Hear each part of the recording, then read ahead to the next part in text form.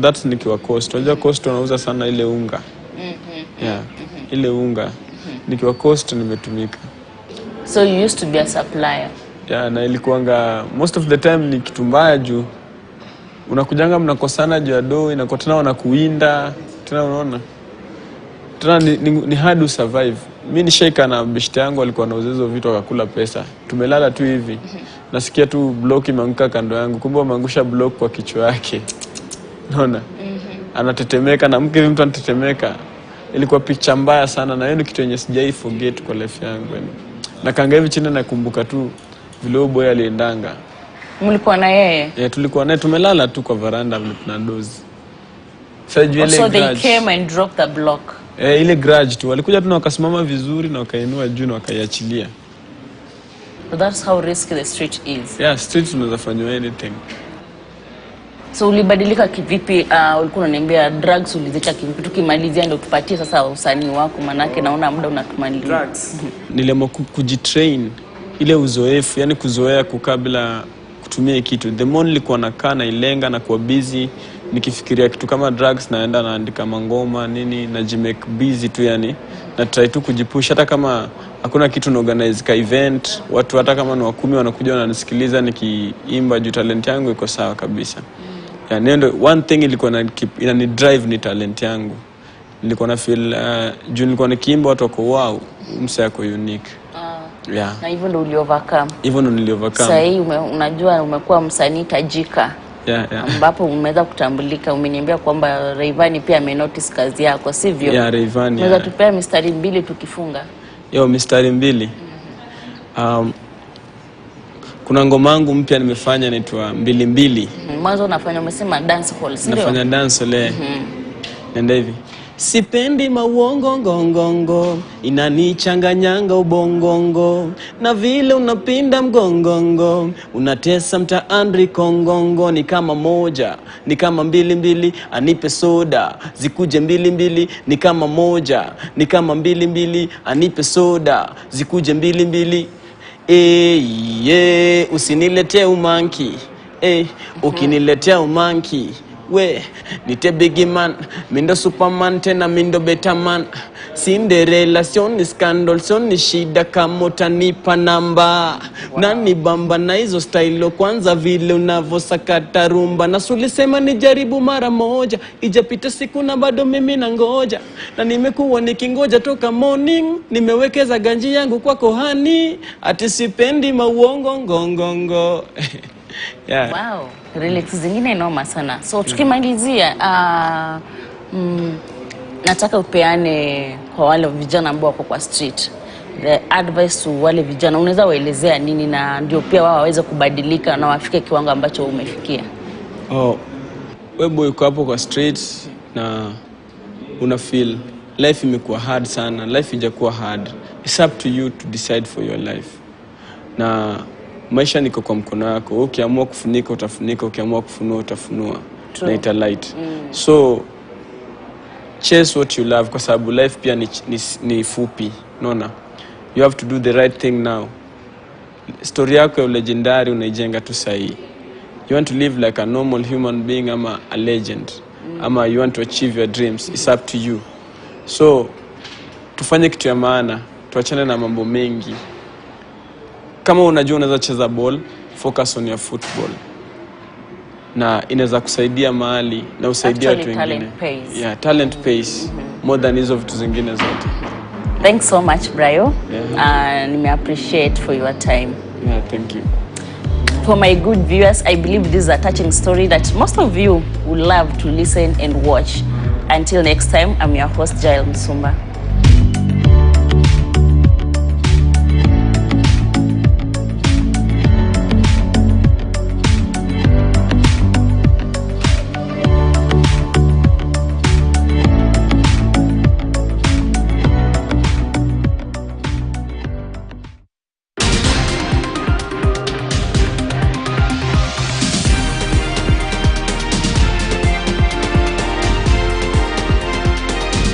KTN News. Get the whole story.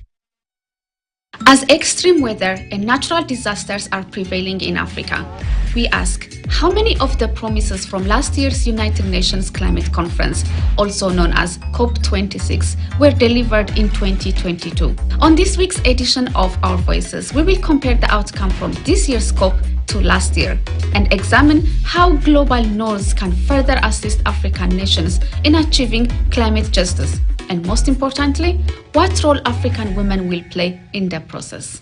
Join the conversation each week right here on KTN.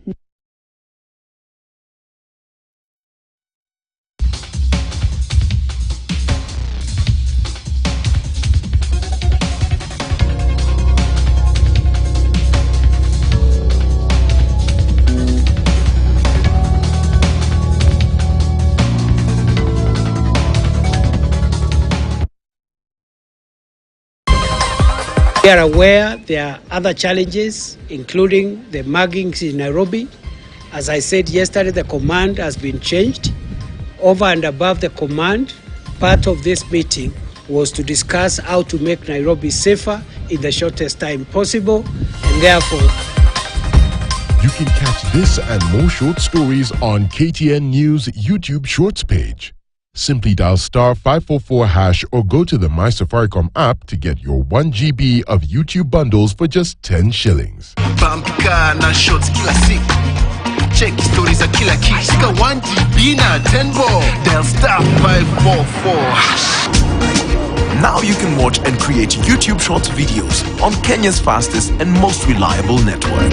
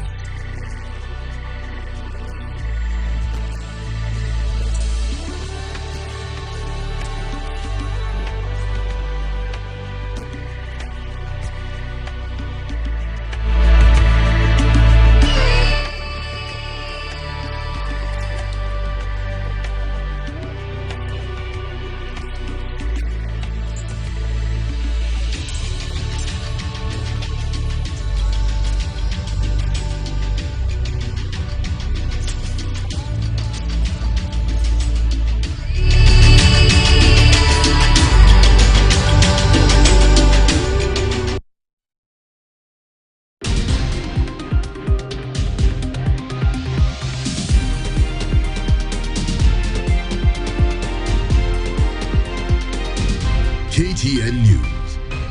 Get the whole story.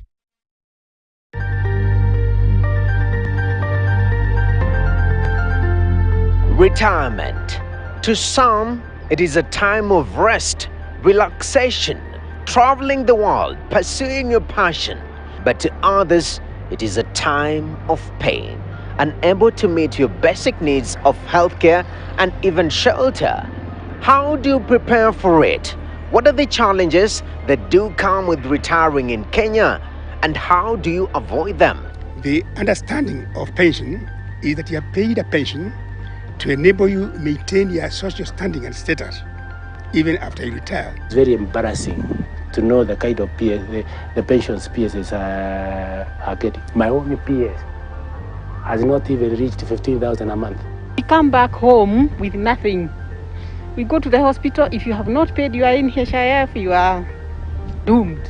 You have nobody to take care of you. Some former colleagues who have been forced to beg or even borrow before they get the pension. It's advisable when one gets closer to retirement to start to build up a little bit more of cash and less of illiquid assets.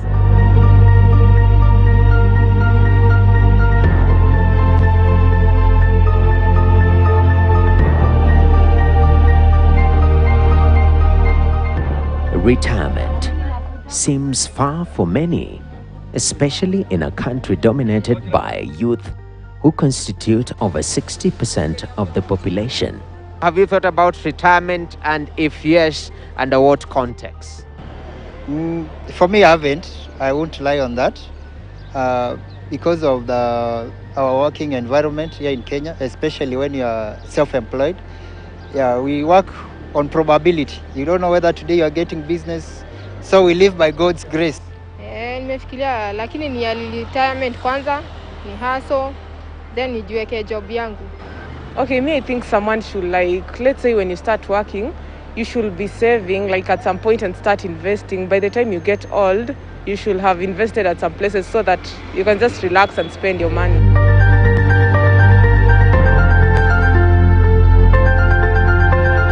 Simon Wafubwa is the managing director of Nwealth, a pensions advisory firm. We will all at some point find ourselves at certain ages where we are vulnerable. We cannot continue to work because the bodies are not as strong like we used to be. And at that stage, it requires of us now to transition from work to go into retirement. He says one of the biggest transitions as one retires is the financial state. So you realize that while one is working, every end of the month you go to your bank, salary has been wired, and maybe you are used to income levels of 100,000 per month or 200. So in your psychological steady state, you are expecting 100,000 per month. And that you are used to for 30 years, 20 years you've been working. At this point, if you have been lucky to save for retirement, you get what you call a cash lump sum. And that cash lump sum sometimes distorts people's psychological equilibrium. So you get about 10 million. It's really huge cash lump sum. You are used to monthly cash lump sum manageable at 100,000. So Lechetelier's principle, a system that is in steady state, when there is external pressure, will adjust itself to go back into that steady state of equilibrium. This guy would now look for mechanisms of how do I quickly reduce my 10 million to that steady state. And you find decisions like, let me go to Mombasa kupigia mwili pole.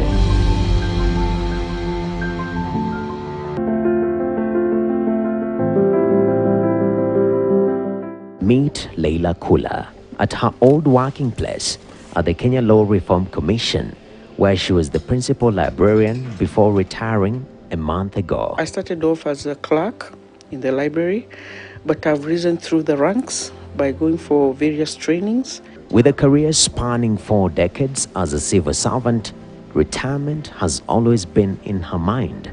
I started thinking of retirement about 15 years ago. The first thing I wanted to prepare myself was where was I going to retire? And this is a conversation I had with my husband, and we felt that we should have a home somewhere near Nairobi where we can, because we've grown up in Nairobi, we've had all our education, our children in Nairobi. So we felt we wanted a place where which is easier to get to Nairobi. At the same time, we wanted a place where we could do some farming, because my husband has a passion for farming.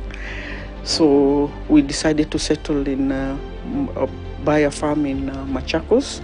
From her experience, the change in financial frequency when one transitions into retirement often puts retirees in a financially straining position, and one becomes cash-strapped. Before you retire, and immediately after you have retired, you don't have some money. If you are not putting something aside, you don't have some money, and life has to continue. Here's where I've seen from some former colleagues who have been forced to beg or even borrow before they get the pension, such that now when they get that pension, they are now repaying the loans, they are repaying the madenis that they have been getting from relatives, from friends. In Kenya, according to the Retirement Benefits Authority, the income replacement ratio at retirement is below 40% compared to the recommended ratio of 75%. Income replacement ratio is a measure of the adequacy of your pension benefits to replace your last income before you retired. If you are retiring on a salary of about 100,000 per month, then your minimum pension should not be less than 40,000 per month. So that in that monthly pension, you should be able to take care of your medical bills, take care of your necessities in the house. A demographic of retirees hit hard on pension are civil servants who retired between 1991 and 2005. Now aged between 70 and 90 years, the war on increased pension is slowly wearing them down. John Washira came into civil service at independence in 1963 and served until retirement in 1999. We found ourselves doing so low pension because our salaries were very low compared to those people who are now currently going after salaries were reviewed, after the economy improved so much and salary levels were very, very, very high. So that in fact we found ourselves being paid pension so low, much, much lower than what our juniors are getting because their salaries are high. So we made a case to the Salary Commission. The Salary Commission understood our issue and they made definite recommendations that from 1991 to 2005, in between then, salaries were very low and there was no review. So that we can be at par with our counterparts, they recommended we be paid a one-off pension increase to bring us nearer or at par with our counterparts who are going currently. One-time all-powerful state operative knows it too well. People are losing feet.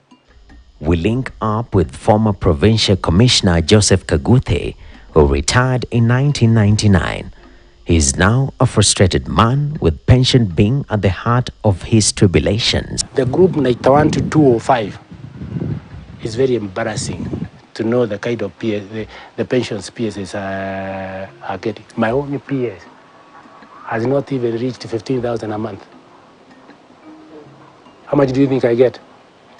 Last year it was very big here because I clocked 20,000 a month. Then I look at this one of Honorable Maraga. Is it Maraga? Chief Justice. 4 years is costing Wajiko 1 million a month. And I said, what is it? Is it jealous? Or shall we not be forgiven as past civil servants for saying that there is some evil spirit on that line? Yeah, because you serve the same constituency, the same Wajiko. The Kenya Association of Retired Officers accused the government of neglect.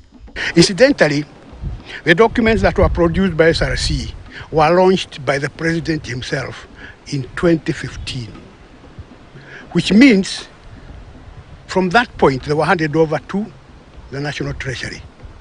Why the National Treasury has not responded, we don't understand.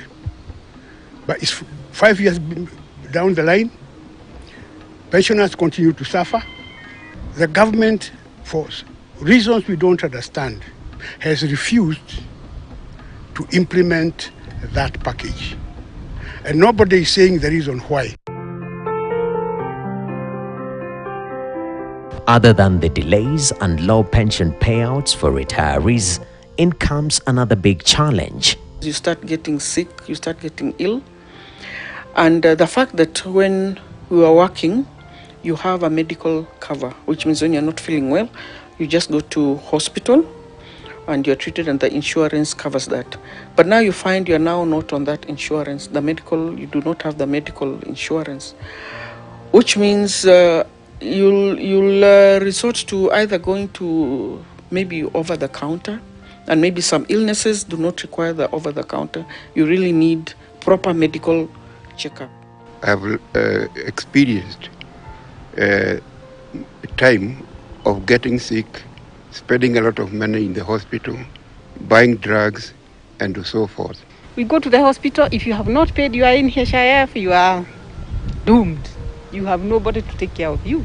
Due to the pandemic, family members lost medical covers after employers stopped remitting medical premiums, resulting in nearly half of retirees paying medical bills using cash, while 32% used insurance.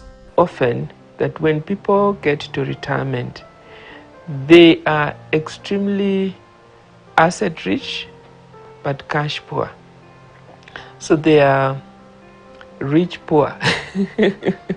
They are rich in illiquid assets like land, real estate, but they are extremely poor in terms of cash. Cash is king. Cash is a lifeline of meeting your immediate financial obligations, and it's advisable when one gets closer to retirement to start to build up a little bit more of cash and less of illiquid assets. Some retirees are dependent upon with their young families, to others still being sole providers to their extended families. The fact that we're retired, it has not stopped them from asking and seeking and requiring that they should be supported. I think needs will never stop, in my view, and we should not take the place of God in people's life. Try as much you can help, but don't really help to the level you break your back. It's not advisable. Studies reveal that when the burden on retirees heightened during the pandemic, 35% turned to expensive loans, with the most common source being digital lenders. The gazettement of the Retirement Benefits Mortgage Loans Amendment Regulations of 2020 notes that Kenyans can access up to 40% of their accrued benefits for residential house purchase, provided the sum shall not exceed 7 million shillings. This is part of reforms out to allow Kenyan workers to have an early access to their pension, thus giving millions a chance to own a decent home before hitting retirement. Because I've had very sad stories where an employee did not prepare for retirement. They did not even have time maybe to put up a house, and now they're waiting for that money so that they can put up a house. And then this money is not enough. The pension is not enough even to complete the house. It might be helpful to actually look at housing solutions where you are staying to reduce your rental cost than putting money in the village in a project called a house that you're not staying in. How about you use that same cash to buy a house here in Nairobi so that you don't pay rent? Next time you retire home, you can actually convert that same that same house in Nairobi for rental income to actually value add to your income at retirement. Incidentally, when I was schooling, actually I wanted to be broke. In the 1 month she's been retired, Leila has learned a critical lesson. As you retire, think of the period immediately after. Put some savings aside, some money that you can use before your pension comes, and immediately after you retire, when you get your pension, you should also have some money to keep you going, because the pension alone is definitely not enough. The clock is ticking. Don't spend your future, plan for it. Nokip Kimboy, KTN News, Nairobi.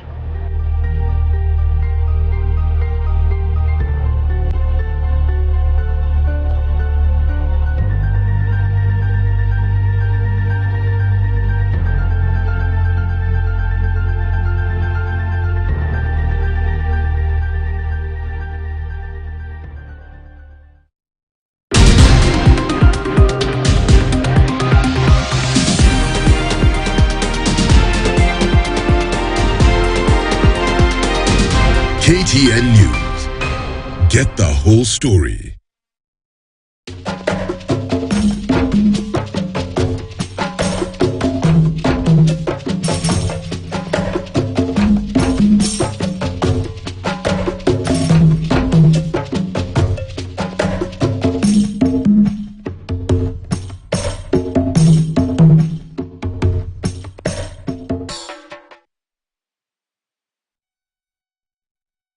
As extreme weather and natural disasters are prevailing in Africa, we ask, how many of the promises from last year's United Nations Climate Conference, also known as COP26, were delivered in 2022? On this week's edition of Our Voices, we will compare the outcome from this year's COP to last year and examine how global norms can further assist African nations in achieving climate justice, and most importantly, what role African women will play in the process. Join the conversation each week right here on KTN.